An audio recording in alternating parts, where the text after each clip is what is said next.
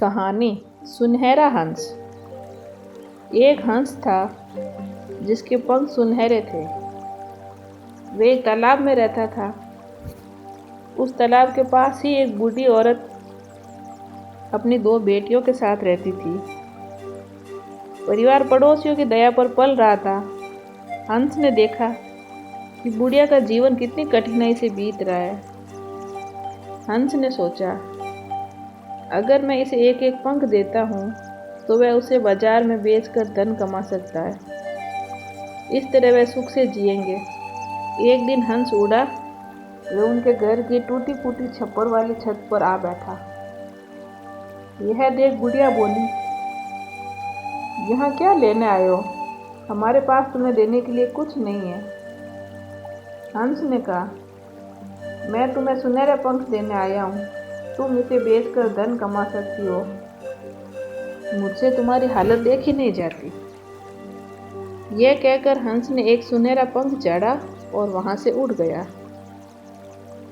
वह हर सप्ताह उस बुढ़िया के लिए एक एक सुनहरा पंख छोड़ आता।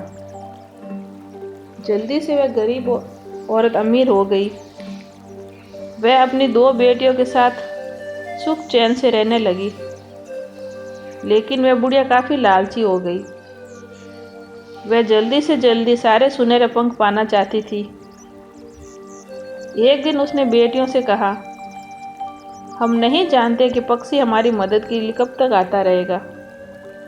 अगली बार जब वह आएगा तो मैं सारे पंख नोच लूंगी। मायूस लड़कियों ने माँ को सलाह दी, कृपया ऐसा मत करना, इससे तो हंस को चोट पहुंचेगी। लेकिन बुढ़िया ने तो पंख नोचने का पक्का फैसला कर लिया। अगली बार हंस आया तो बुढ़िया ने उसे पकड़ लिया। वे सारे पंख नोचने शुरू कर दिए। उसने यह भी नहीं सोचा कि हंस को कितनी तकलीफ हो रही होगी। तभी उसे यह देखकर झटका लगा कि नोचे गए सुनहरे पंख सादे पंखों में बदल गए। सुनहरे हंस ने कहा, मैं तुम्हारी मदद करता था पर तुमने मुझे मारना चाहा। अब मेरे पंख साधारण पंखों से ज़्यादा कुछ नहीं है। मैं यहाँ से जा रहा हूँ और कभी नहीं लौटूंगा। बुढ़िया ने अपने किए की माफ़ी मांगी पर बहुत देर हो चुकी थी। सुनहरे पंख वाले हंस ने कहा, कभी लालच मत करना, और उड़ गया। कहानी से सीख, लालच से हमेशा दुख ही मिलता है, इसलिए कभी लालच मत करना।